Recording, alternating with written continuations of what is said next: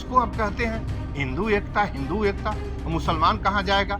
इनके घर जाएगा कि इनके चूल्हा बाड़ के अंदर जाएगा? कहाँ जाएगा? बेमतलब की चीजें आप दे रहे हैं जो हम नहीं मांगते, लेकिन आपको जो चाहिए वो नहीं देते। इस धरती के किसी कोने में नरेंद्र मोदी जीत जाए तो बताना। मेरा नाम है कृति मिश्रा और आप देख रहे हैं जनदर्पण न्यूज़। आज हमारे साथ एक ऐसे शख्सियत हैं यहाँ पे जिनका नाम है संपूर्णानंद मल और ये पूर्वांचल के गांधी कहे जाते हैं। क्यों कहे जाते हैं ये आपको इंटरव्यू में आगे पता चलेगा, इनकी बातों से पता चलेगा। इनकी पर्सनैलिटी इतनी अच्छी है कि आप इनकी बातों को सुनेंगे तो आपको लगेगा कि कहीं न कहीं इनके व्यक्तिगत रूप में जो है वो आप गांधी जी को देख रहे हैं। तो नमस्कार सर सबसे पहले और वेलकम तुम्हारा। तो थैंक यू सो मच आपने इतना टाइम दिया हमारे इंटरव्यू में। आपने टाइम निकाला और हमारे साथ बात करने के लिए, सवालों के जवाब देने के लिए आप यहाँ पे हैं। Thank you sir. तो सर मेरा ये सवाल ये था कि आपके बैकग्राउंड में इतने सारे बुक्स हैं, जी। तो सर आपको मतलब सर बहुत सारे बुक हैं। सर आपने ये जितने भी बुक्स हैं एक तो आप पढ़ने के शौकीन हैं, ये तो मुझे पता है। जी, मैं यहीं रहता हूँ। अब तुम कभी भी जब कोई आएगा तो बाहर जाता हूँ तो सबको पता रहता है, घर को यहीं रहता हूँ लाइब्रेरी में यहाँ। और पीछे लाइब्रेरी हमारी मुख्य बुक्स वही है, तो यहीं कम से कम 10 घंटे आज भी पढ़ता हूँ, कम से 10 कम। घंटे जी। आज भी पढ़ते हैं जी, आप? 10 घंटे आज भी। संविधान पूरी तरह, संविधान की मुख्य बुक जो मूल कॉपी है हमारी लाइब्रेरी में है। जी। कॉन्स्टिट्यूशनल डिबेट्स है 11,000 पन्ने का, जो संविधान बना है, जिसमें क्वेश्चंस पूछा है संविधान के मेंबर्स, जो सदस्यों ने संविधान समिति के, और अंबेडकर जी ने जो जवाब दिया है वो सब कुछ है। मनुष्य, पूरा संविधान मनुष्यता के लिए लिखा गया है। न जाने ये मुल्क कहाँ चला जा रहा है। और ये मुल्क केवल इन नेताओं ने जो सदनों में बैठे हैं विधायिका कार्यपालिका में, इन्होंने ही देश की सारी समस्या, टेररिज्म से लेके और जितनी भी कम्युनलिज्म, टेररिज्म, पुबर्टी और अनएम्प्लॉयमेंट और जो है जितना भी महंगाई आदि है, रेप है, इन्होंने पैदा किया है और किसी ने नहीं पैदा किया है। केवल और केवल पॉलिटिशियंस ने हिंदुस्तान के पैदा किए हैं। आधे से अधिक सदन में, मैं नहीं कहता, पार्लियामेंट, ऑनरेबल सुप्रीम कोर्ट कहता है 233 लोगों के ऊपर क्रिमिनल केस दर्ज है। ऐसे लोग सदन में बैठते हैं, क्या कानून बनाएंगे? क्या हमारी हिफाजत करेंगे? क्या मनुष्यता बचाएंगे? रेपिस्ट हैं, क्रिमिनल्स हैं और करप्ट हैं। तो इनके ऊपर तो अब समझ में नहीं आता कि क्या किया जाए। सर और लेकिन सुनते भी नहीं। अनगिनत पत्र, 500 पत्र लिख चुका एक पत्र का। एक आध बात जरूर सुप्रीम कोर्ट ने जरूर सुनी। मेरी पीआईएल लगभग 51-52 पीआईएल है, तो मैं कोई कंसर्न के रूप में नहीं पीआईएल भेजता हूँ। साल डेढ़ साल के अंदर वो पीआईएल कहीं ना कहीं वो खत्म होता है। एसटीएफ खत्म होगा यूपी से, मैं आज आपको बता दे रहा हूँ। एसटीएफ बिल्कुल खत्म होगा, मरने वाला है एसटीएफ। 1 साल, 2 साल, 6 महीने, नहीं तो सुप्रीम कोर्ट मार देगा। जिस एसटीएफ में जगह जगह हत्या हुई है अभी बच्चों की, और होती चली आ रही है, यही तय कर देंगे कि फला अपराधी है, शूट कर दो। यही तय कर देंगे कि बुलडोजर चला दो। ये न्याय यही है। न्यायालय क्या करेगा जब आप ही तय करके सब सर करोगे? लेकिन लगातार तीसरी बार भी प्रधानमंत्री नरेंद्र नहीं, वो मोदी बने नहीं है, वो जबरदस्ती बनाए गए हैं। आप देखिए 240 एमपी प्रधानमंत्री का नहीं है वो। हाँ, नीतीश कुमार और चंद्रबाबू नायडू ने, दोनों ने साथ दिया लगभग 30 सीट 35 सीट की, तो 272-73 हुआ है, बने हुए हैं। इस बार पूरी तरह रिजेक्ट है, हाँ, उसमें कहना नहीं है कि ये तो जबरदस्ती। मैंने कहा ना कि इतना इतना धूर्त आदमी और इतना झूठ बोलने वाला, और जो है हिंसा फैलाएंगे हिंदुस्तान के अंदर। जब से गुजरात में सीएम बने हैं तब से केवल हिंसा पर चल रहे हैं। हिंसा वहां भी कराए, रेप वहां भी कराए, और क्लाइमेक्स मणिपुर में देखा गया इनकी इनकी सरकार का। बच गए हैं, लोगों ने बचाया है। देखिए, ऐसे नफरत से हिंदुस्तान नहीं चलेगा। हिंदुस्तान का मतलब है हिंदू मुसलमान। यहाँ मोहब्बत से रहेंगे तब ये मुल्क चलेगा, ये मुल्क विकास करेगा। बहुत सारा रिसोर्स और संपदा इस देश के ऊपर है।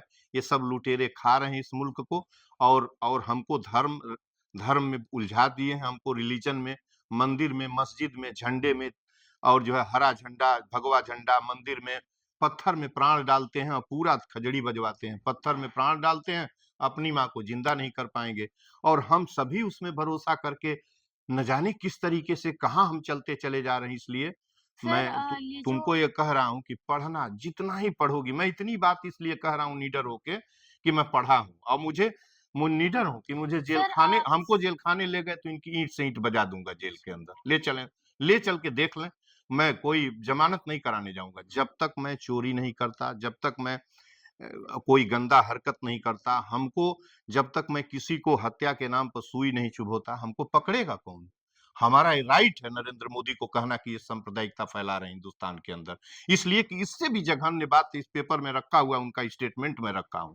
इससे भी इससे भी बड़ी तोड़ने वाली बात मैं तो उनको हीट कर रहा हूं जो कहे हैं। सबके पास, सबके लिए हमारे पास नजीर है। इसलिए नरेंद्र मोदी की सत्ता को जितना हिंदुस्तानी लोगों को समझ में आए, जल्दी से जल्दी जमीन के अंदर दफन करें। नहीं तो ये जो मुल्क है ना, गांधी का, भगत सिंह का, भगत सिंह मुसलमान के बिना नहीं रह सकते थे। गांधी कहा करते थे मेरे एक कलेजे में मुसलमान बसता है और दूसरे में दलित और हरिजन बसता है, गांधी कहा करते थे। और कलाम से बड़ा कौन शख्सियत हो सकता है जी दुनिया का? वैज्ञानिक राष्ट्रपति हिंदुस्तान का जो जिसने मिसाइल हमको दिया है, उसमें हमको गर्व होता है कि भारत की मिट्टी पर उस वो आदमी पैदा हुआ है। हम उसी उसी की खानदान के, हमको गर्व है। उसको अब कहते हैं हिंदू एकता, हिंदू एकता। मुसलमान कहाँ जाएगा? इनके घर जाएगा कि इनके चूल्हा बाड़ के अंदर जाएगा? कहाँ जाएगा? जितना अधिकार जमीन पर हिंदूज का है, उतना ही बराबर अधिकार मुस्लिम्स का है। मैं नफरत छोड़ के सबसे यही आग्रह करता हूं, रहिए। हम तो संकल्पित हैं कि तुम्हारी सदन की तरफ ताकेंगे नहीं, हम ताकने का सवाल ही नहीं है। जब कोई राजनीति की बात करता है तो मैं लखेरता हूं, लेकिन मनुष्यता की जब पतन होगी तो कौन मुझे रोक पाएगा? मैं मनुष्यता, जहां जहां मानवता का दफन होगा, संविधान, इक्विलिटी, फ्रीटर्निटी, फ्रीडम, जो है ये सब जहां डैमेज होगा, सॉवरेंटी, वहां मैं खड़ा रहूंगा। मैं नहीं पीछे रह सकता।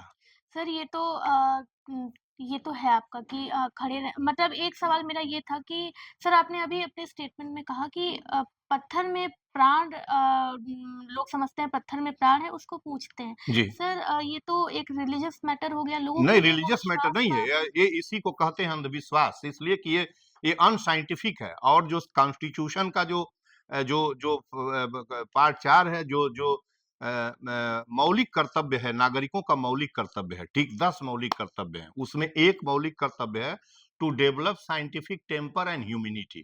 To develop scientific temper and humanity माने वैज्ञानिक विचार और चेतना और जो है मानवता का विकास करना। क्या पत्थर में प्राण डालना? क्या 22 लाख दीपक जलाकर उजाला करना? जो जिस दीपक का तेल गरीब के पेट का हिस्सा है। इसमें आप विज्ञान, इसमें आप रिलीजन का हिस्सा, इसमें कोई रिलीजन नहीं है। यह इसलिए कि आप आपके नजरिए पर पर्दा है, हमारे नजरिए पर पर्दा है। हम उसको रिलीजन मान रहे हैं। हमारा रिलीजन क्या है? मनुष्यता। हमारा पेट पहला रिलीजन। हमको हमको 3 दिन खाना न दीजिए, एक रिलीजन नहीं याद आएगा, पत्थर उत्थर सब भूल जाएगा। तो आपको देखिए, हमको सबको मनुष्यता के रास्ते पर चलना है। हमारा जो ये सोचते हो कि नरेंद्र मोदी से हमारा उनके शरीर से कोई नफरत नहीं है, उनकी नीति से नफरत है। और नरेंद्र मोदी को जितना वेलकम मैं किया हूं, इस गोरखपुर में 16 लाख की आबादी है।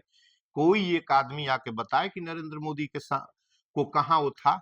एक भाजपा का नेता वहां पहुंचा था, एक नाम नहीं बताऊंगा स्ट्रीट। आपने संचालित किया था मैंने 2024 वो मैं ही, गुजरात से एक पत्रकार आए थे ट्रेनिंग लेके। उन्होंने कहा कि मल साहब आप इसको करिए।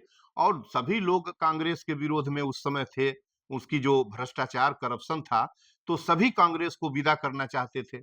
हम लोग उसमें थोड़ा और आगे थे, मोस्ट वेलकम कर रहे थे कांग्रेस का, अरे इनका भाजपा का। तो मैं उसमें था, लेकिन ये उम्मीद नहीं थी कि ये मनुष्यता हमारे कलेजे पर ही वार करेंगे। और इनको रहेंगे कैसे यार? बनारस में तो मैं गया था प्रचार में, रहेंगे नहीं। इस बार जीत भी गए हैं। इस धरती के किसी कोने में नरेंद्र मोदी जीत जाए तो बताना, हम तो चलेंगे ही इनके इनके किसी भी उसमें जीवित रहेंगे। यदि ये हत्या नहीं करवाए, इन लोग तो किसी समय मरवा सकते हैं, इन लोगों का तो ट्रैक है।